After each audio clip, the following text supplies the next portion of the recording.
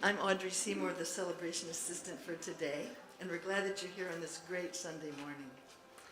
Welcome to Unity Center of Spiritual Growth, where all people who wish to worship here are welcome. We strive to live love and uplift lives. We're also an inclusive and affirming church. We bless people of all races, colors, sexual orientations, political beliefs, anything else that they may be judged in the past. We simply welcome everyone who wants to pursue their path. Let me introduce our musicians and tech team for today. We have the Unity Choir with Julie Curteau, Leanne Erlin Moore, Jim Turner. Let's see, Judith isn't here. Okay, Judith is not here, and Dagan Williamson on drums. In our tech team, we have Jim Sullenberger, Brian Wright, and Todd Neal on streaming. And thank you to everyone who helps make this Sunday service happen, takes care of the building and the grounds. It's a lot of work, and you're really appreciated. Thank you. If we have anybody here for the first time, welcome. We're glad you're here and hope you have a great time. If you'd like to raise your hand, the greeters have a packet for you, a welcome packet. Oh, somebody back there. All right. And if you're here for the first time online, welcome. If you'd like to let us know that you're here, you can click on the Connect with Us link on the website. It's on the Synopsis tab on the streaming window. So you can submit your contact information, a request for information, a prayer request, anything like that in the Connect with Us link in the Synopsis tab. Okay, you may have seen the announcements describing the upcoming activities on screen before service, but if not, no worries, they're in your program and also on our website, unitycenter.org. You're welcome to join us and get involved. It's a great way to meet some of the wonderful people in this community. And let me highlight a few of the announcements. Our fall silent auction wraps up today after service. Maribel, is Maribel here? We have something from Maribel.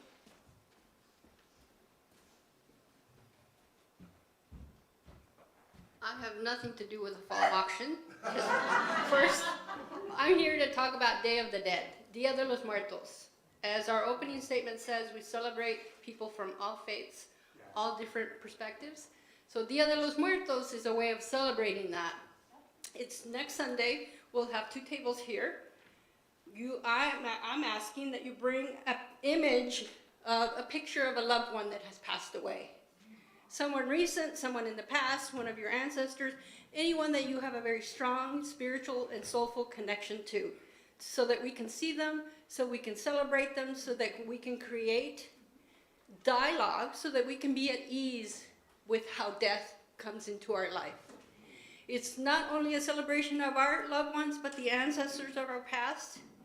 As we know, 7 generations behind us, all our ancestors, we are who we are because of them. So it's to celebrate them. And we're planting the seeds of how we will be celebrated in the future.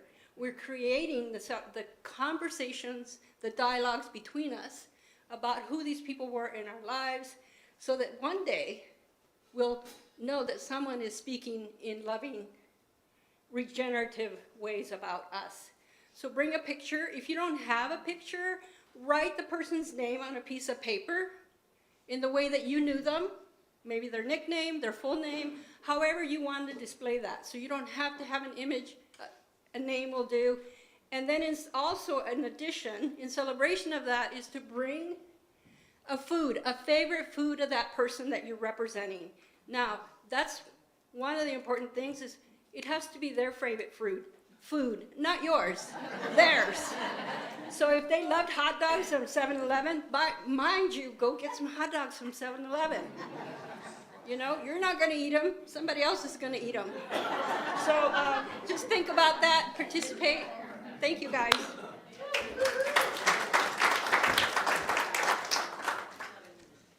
Okay, twice a year, our spiritual community fulfills a week of service on behalf of the guest families in the Family Promise program.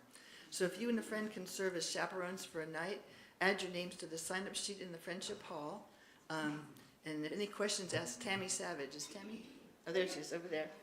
So the open nights are Monday, Wednesday, Thursday, and Saturday are still open and up for grabs.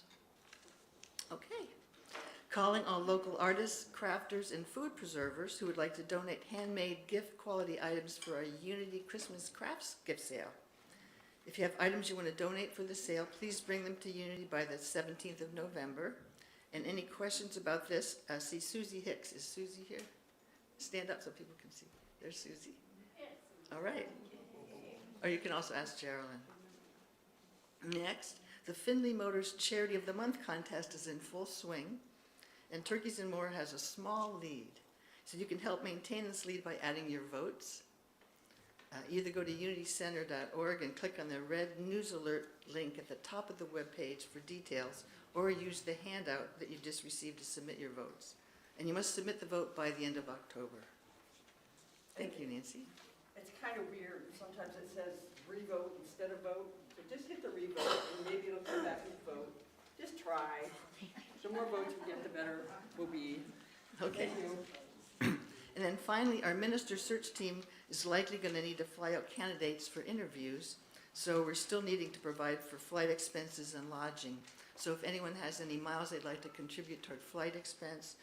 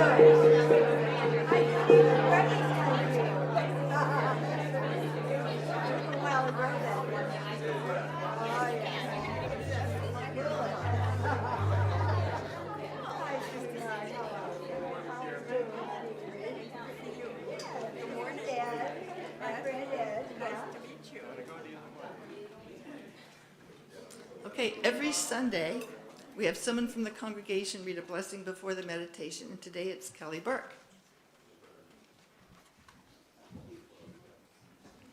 Good morning. Good morning. I would just like to point out before I read this that there are no crows in the sanctuary this morning, and I will take credit for that.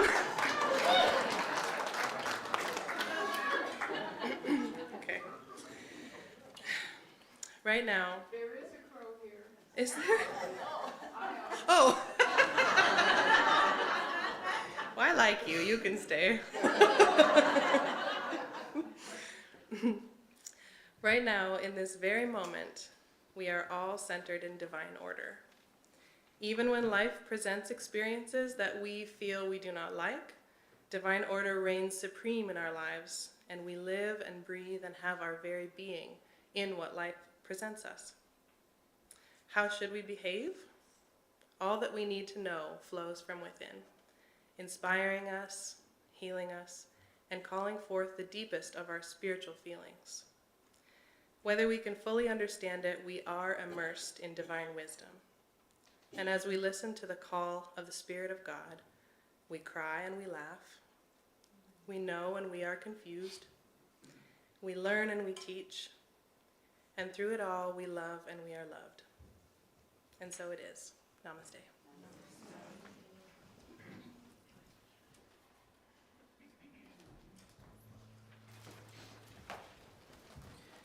So as we prepare for meditation, please join us in singing Pour Yourself in Me.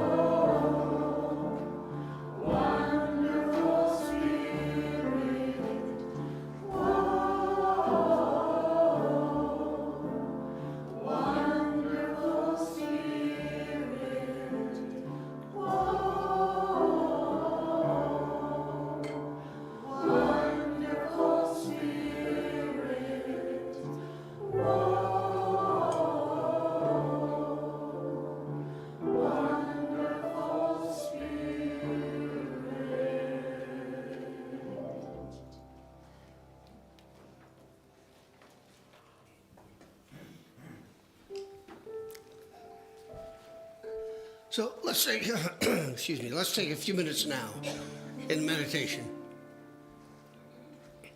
I invite you to close your eyes.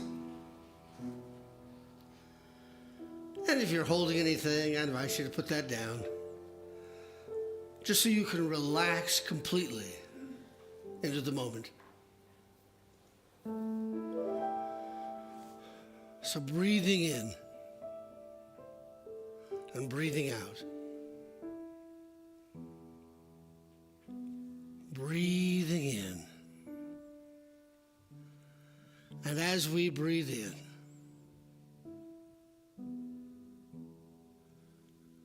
we breathe in the grace and the love and the energy of the Spirit of God. Imagine for a moment that at the very top of your head, the love and the grace and the Spirit of God at the very top of your head pours in through you.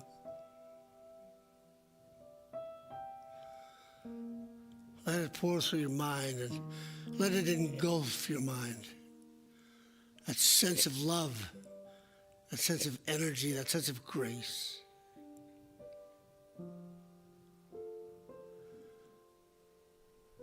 The Spirit of God is pouring itself in you.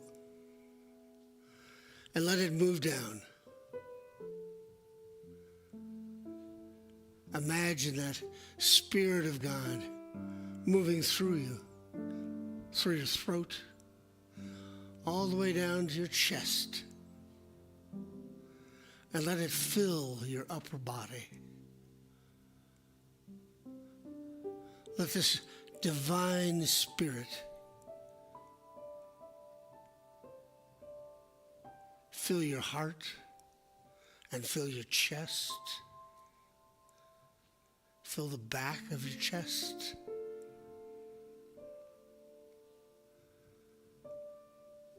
and your heart beats love, and your heart beats grace, and your heart beats the divine wisdom of the Spirit of God. Every pulse, every beat is a reminder of just how holy, how sacred, and how forgiven you have always been.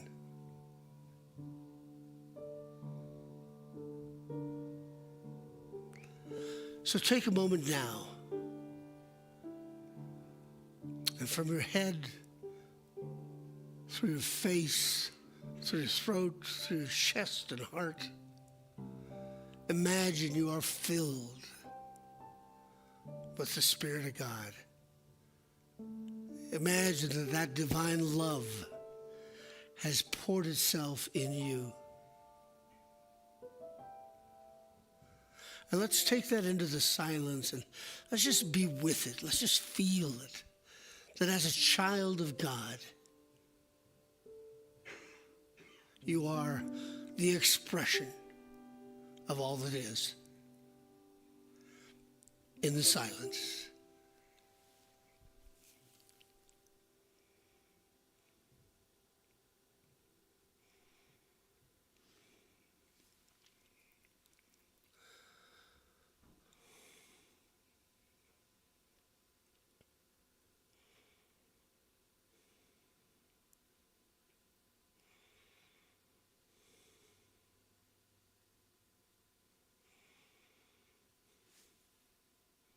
Thank you, God. It is so hard for me to believe that I really am an expression of God. It's so hard for me to believe and to understand how that could be. And yet here it is. You've poured yourself in me, and I am filled with the divine grace of the Spirit of God. And so it is. So it is, God. Namaste.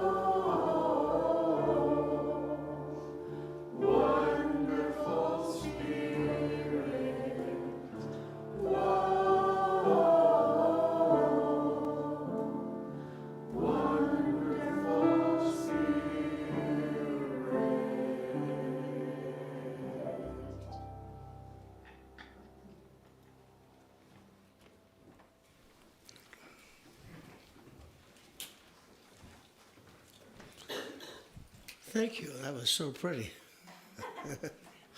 It was.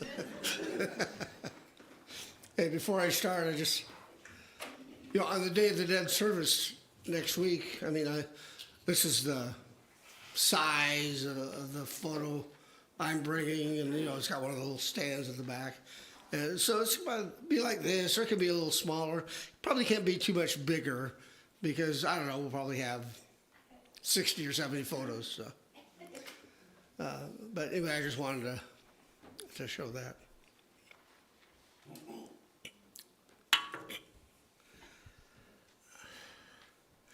I've been mentioning to people over the last week or so that I decided to get in a little bit of an historical mood.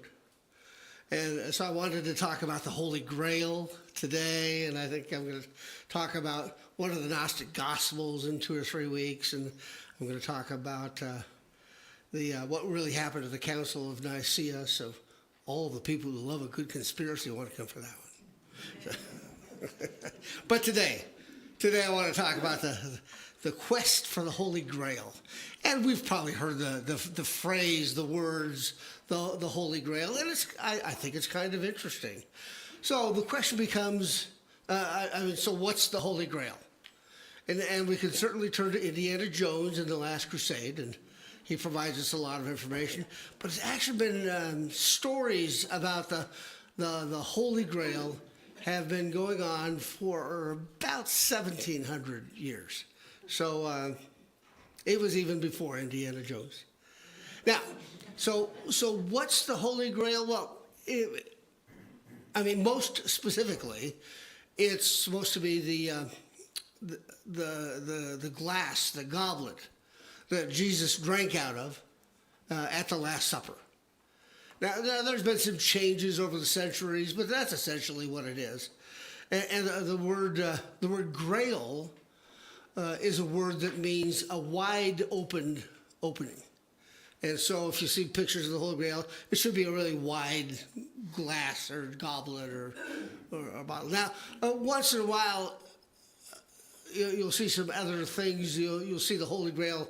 Oh, it's a wide thing. And so some writers have said, oh, it was I believe it's called a ceremony, and it was a wide open dish that served bread. But that tends to be not that common. So mostly they're thinking about the goblet. So what's the Holy Grail? That's what it is. So the Last Supper took place on a Thursday night.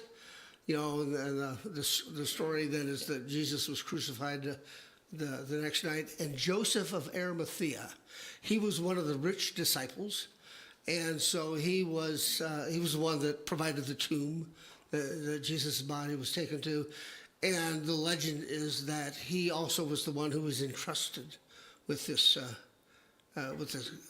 goblet with the Holy Grail. So, where did this last drinking of the Last Supper? Where did the use of the Holy Grail take place? Well, there's actually a real, honest-to-goodness, huge building still standing that's called the Cenacle. And the Cenacle was owned by one of the disciples' mothers. The disciple was John Mark, who later just became known as Mark, and his mom's name was Mary. It's the New Testament. Everybody was named Mary. Okay. And she owned the Cenacle, and she rented it out for different events. So the particular room that Jesus and the disciples were in was called, and you've probably heard this one, they were called the Upper Room. And that's the room that they were supposed to be in. And so it was kind of interesting to think about that here's this Holy Grail, here's these people there having dinner, and so the question becomes, well, is the Holy Grail, is it real? Was there really this goblet? Well, at one level, it has to be real. He drank out of it, right? He had to drink out of something. Whether it was a paper cup or whether it was he had to drink out of something. So at that level, it's real. Now, was it holy and mystical and spiritual? well, who knows? I mean, there's some great stories, and I'm going to talk about those. So, when did the Holy Grail stories begin circulating? And the answer is they started circulating in about the 300s. And the reason that they started circulating is, to me, very interesting, very intriguing. That started from Britain. And the Romans had conquered Britain in about, varies, about 100 to 50 BC. And the Romans stayed there until about 410 CE. And so, when did the Holy Grail stories start circulating? About the time, about 325 on. 325 was when Constantine the Emperor converted to Christianity. And then all of a sudden, we had this interesting thing happen, and that is these Celtic tribes and these Druid tribes in Britain had great storytellers. They had no written language, and so they became great storytellers. Matter of fact, we can hardly imagine it today, but the oral tradition, the storytellers, it was a 12-year training period to become a storyteller. And the storytellers were called the Fili, F-I-L-I. And they had to, on average, they had to know about 350 stories each. And the stories would take 1 to 3 days to tell. And the 12-year training period was, they couldn't miss a word. You know, so it was very interesting. Now, the reason that the stories of the Holy Grail took place then in the 300s on, a couple of reasons. One, the Celts really liked Christianity. It really appealed to them, and they mixed some of the ancient religions, the Druidic religions, the Celtic myths, with Christianity, and that made sense to them, to have that kind of mixture of Christianity and these stories. And so for them, for the Celts, for the Fili, it was this perfect fit. There was this Holy Grail, which was kind of like, that's part of the new religion of Jesus, but it mixed really well with the old things like, if you touched it, you could be saved. If you drank out of it, you could have eternal life. So it was very interesting, these stories. So Christianity and the Celts and the Holy Grail really mixed together very nicely. And what happened then next was the Romans left Britain in about 410. They just pulled out. And so now from a religious point of view, that was gone, and now the Celts were free to tell their stories. And what happened was the Celts, from 400 to about 924, told the stories of the Holy Grail. But when the Romans pulled out in 410, there was a great deal of confusion. The Celts were being invaded by the Picts from the north. They were being invaded by the Irish from the west. And they were being invaded by the Angles and the Saxons from the east. Angles and Saxons were both Germanic tribes. And so it made sense to the Celts to have a mystical story that they could tell and retell, and they could sort of save them. Now, here's what I find interesting. At that time, the only ones who were really free to travel very much were storytellers. You know, they could go not just on Britain, they could go onto the continent, onto the mainland. And they could tell their stories mostly around campfires to peasants, to individuals just like you and me, but they were the ones who also got to tell stories to the religious hierarchy, the aristocrats, and the rich folks. And at that time, the bishops and the priests, they were the rich folks. and so they traveled and they told these stories, but again, you had this sort of dark period from 410 to 924. So what story did they pop up with during that period of time? You all know the answer. King Arthur. You know, and they started telling the legends of King Arthur at that time, and they immediately linked the legends of King Arthur and his knights and the Round Table to the Holy Grail. And there was just a whole bunch of interesting stories about the Grail and how it was created, what it was, what it really meant spiritually. But it wasn't until 1208 CE that the first Grail stories got put down in writing. And the Celts were sort of indirectly responsible because they were the only ones who could travel freely. And so they traveled a lot to France.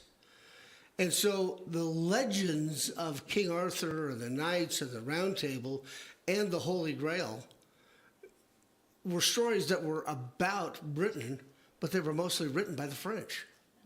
So I found that ironic. So there was a fellow, and I've been working on this all week, okay?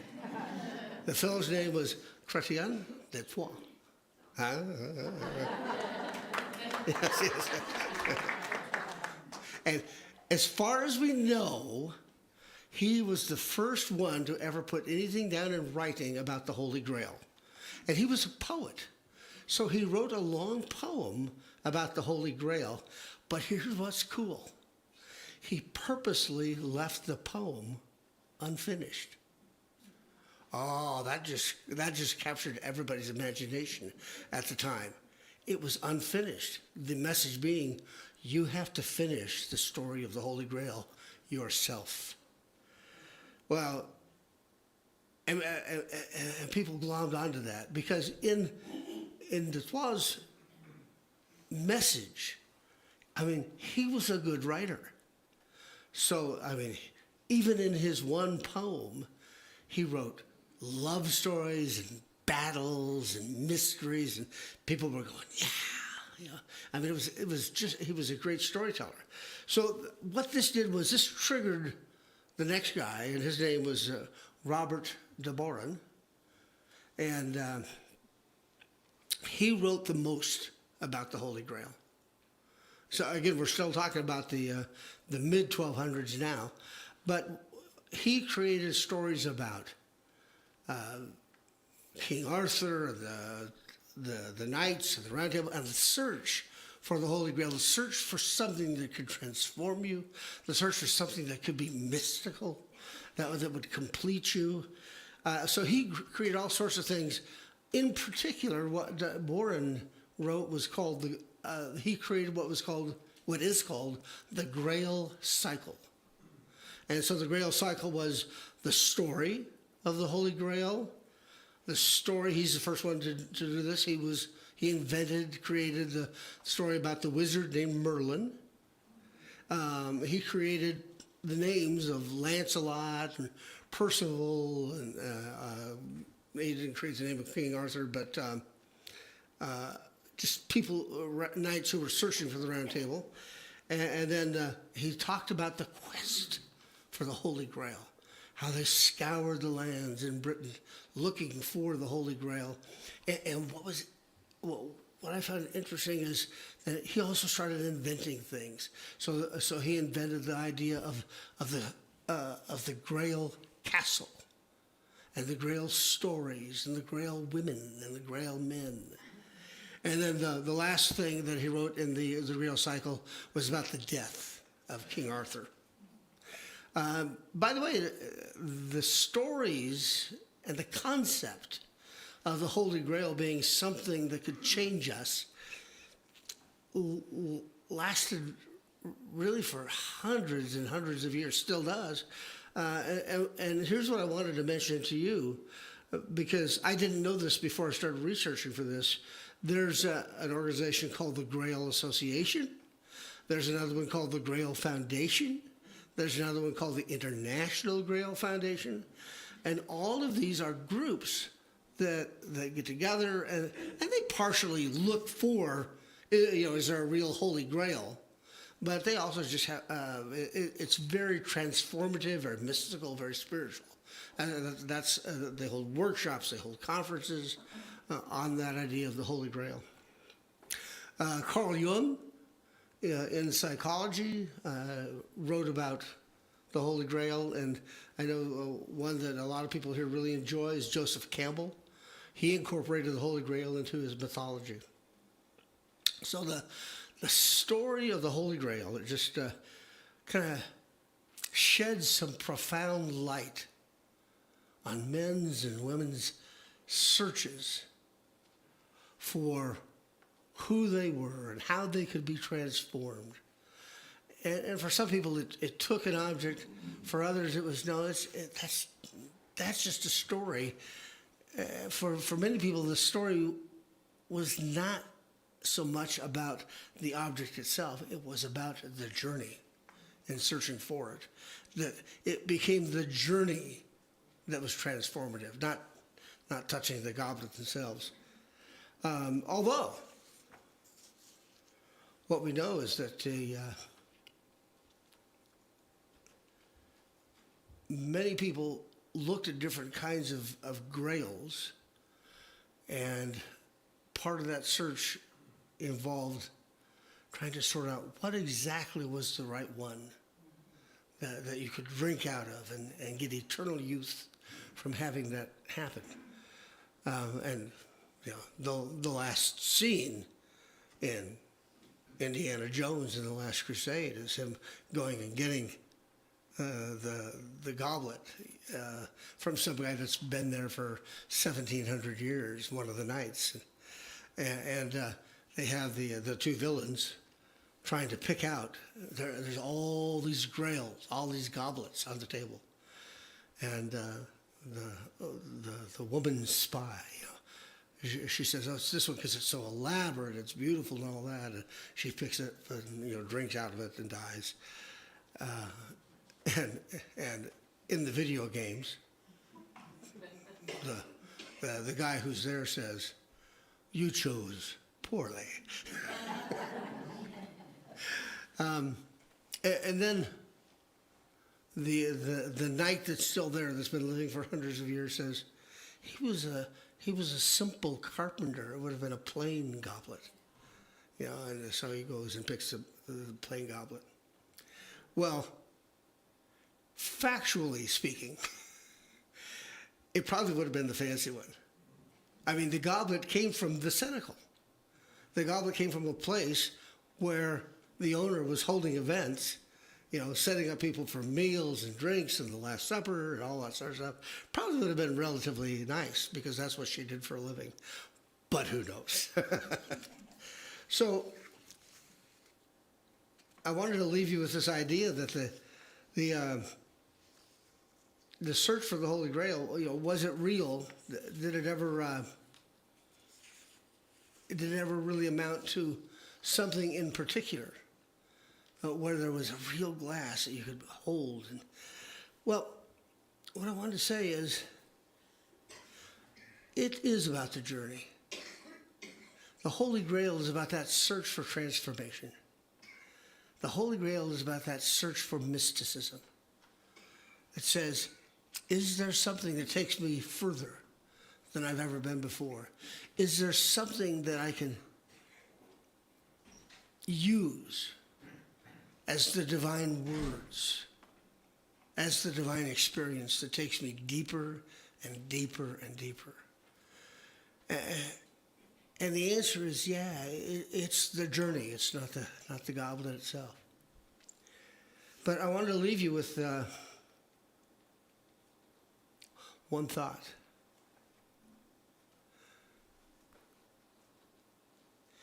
Because the question is there a real Holy Grail that Jesus actually drank out of and that can change your life and change the world?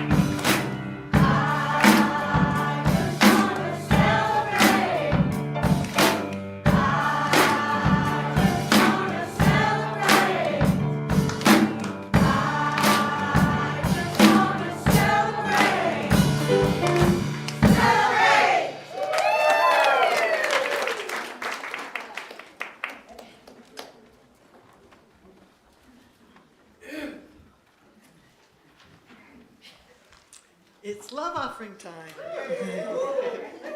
So if you can share some of your financial blessings with the church, it's greatly appreciated. Now, if it's your first time here, please know we don't ask you to give, just please be our guest today. And if you're watching online, you can contribute because there's a give button in the website streaming window, and your gift will be very secure. Now, we always have someone from the congregation read our Sunday prosperity blessing, and today it's Tonya Osterson. Good morning. Good morning. It's time for our love offering. So whether you are watching from home or are here in person, we invite you to share generously with the church. It helps a lot.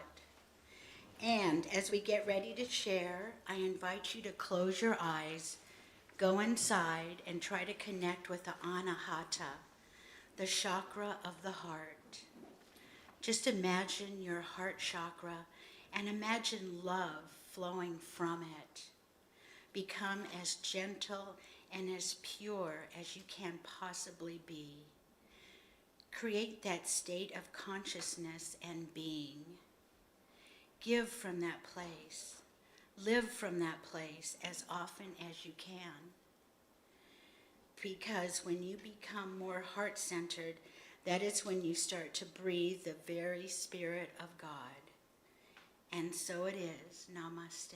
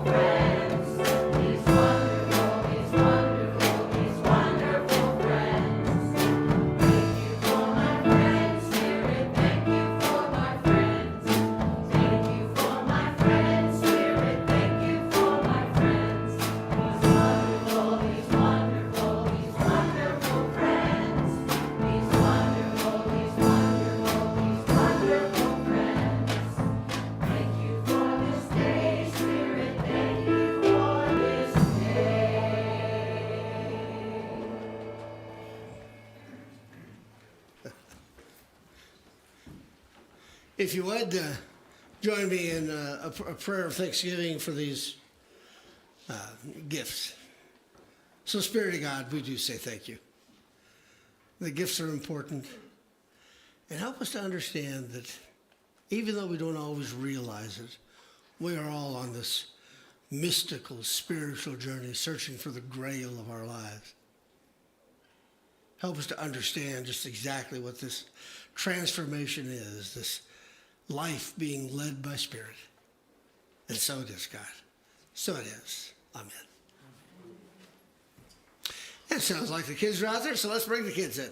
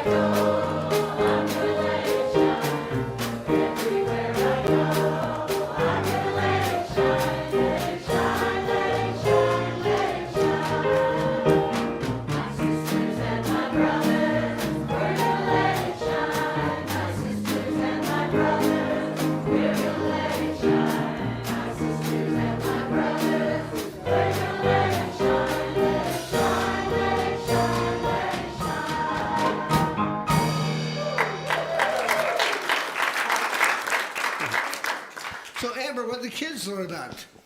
So today we talked about the virtue of acceptance and what it means to accept things in our life, specifically the things that we can't change and that we have no control over. We also talked a little about Dia de los Muertos and related that specifically to we aren't able to change the fact that people come into our lives and it's temporary. Yay! And sometimes they leave. And sometimes they leave. And we have to accept that. And I hope with as much joy as she has. And then we did some Halloween puzzles today where the kids colored some Halloween puzzles. And then we made some paper flowers for Dia de los Muertos as well to decorate the altar for next week. Zaya is going to read our affirmation. So if you can repeat after Zaya. I am full of acceptance and love. I embrace the past and what it has taught me. I surrender to the power of the universe and allow it to lead my life. I surrender to the power of the universe and let it lead my life. I accept the things that are beyond my control. I accept the things that are beyond my control. Thank you, Zaya. And Maisie has an announcement. Potluck next Sunday. The Dia de los Muertos, which I know Maribel already spoke about, our potluck is next week. So if you do have a dish that you'd like to bring to celebrate somebody who's passed over and just to honor that tradition, we'd appreciate that. Oh, I wanted to add for the altar, the ofrenda.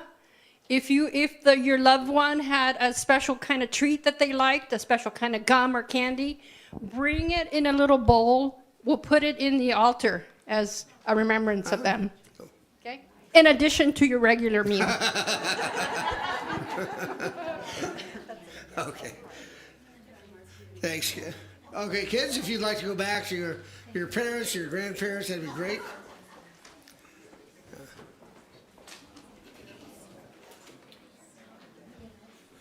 And Amber was just trying to leave, and I stopped her.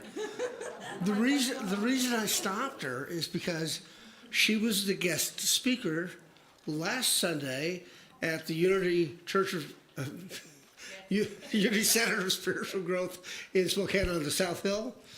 The reason I'm bringing that up is, that's where Patty and I came from, and so we still have a lot of friends there. You know what? They loved her.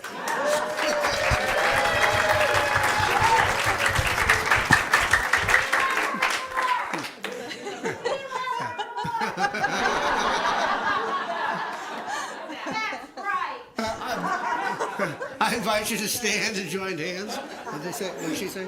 We love you. Oh.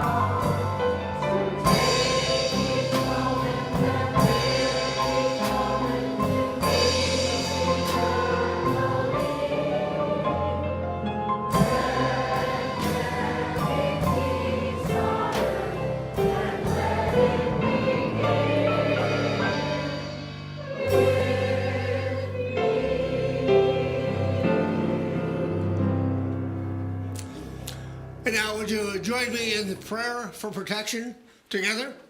The light of God surrounds us. The love of God enfolds us. The power of God protects us. And the presence of God watches over us. Wherever we are, God is, and all is well. Thanks for being here today. And remember, Try and give the Holy Grail to the Seahawks today.